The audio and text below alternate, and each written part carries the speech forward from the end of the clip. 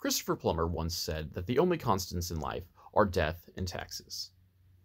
Whereas that's a pithy quote regarding the government and relationship to the people they are supposed to govern, it is inherently not true.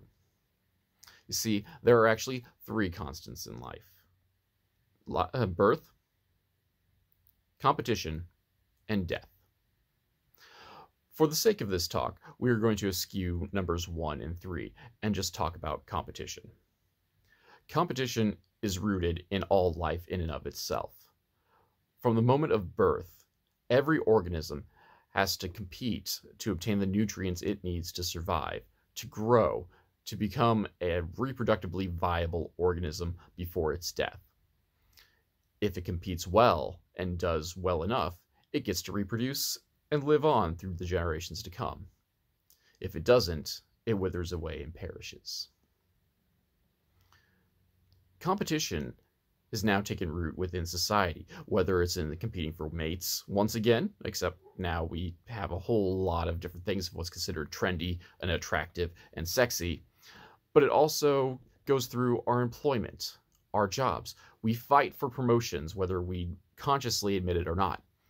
And of course, competition is the very essence of what we call professional sports. Now, the problem with that,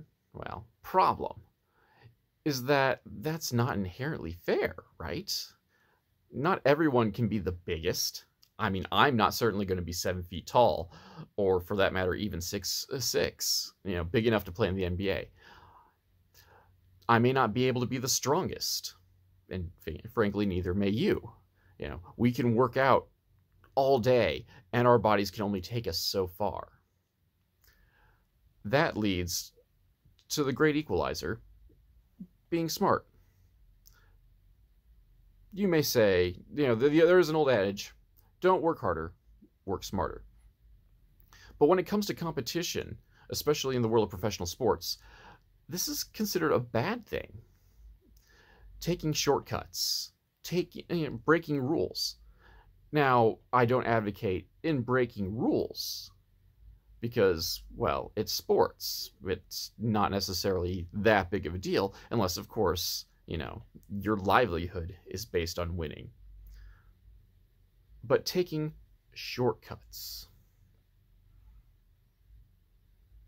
Say in the world of professional wrestling, there's nothing to say that you can't take a quick advantage of your opponent if your opponent, say, isn't wise enough to pay attention to the task at hand.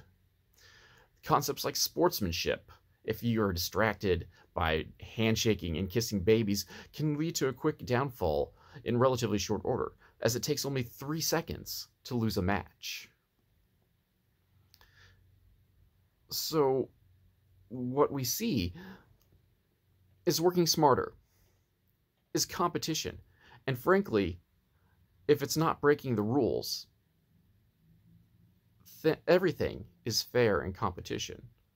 So if you can't work harder, work smarter.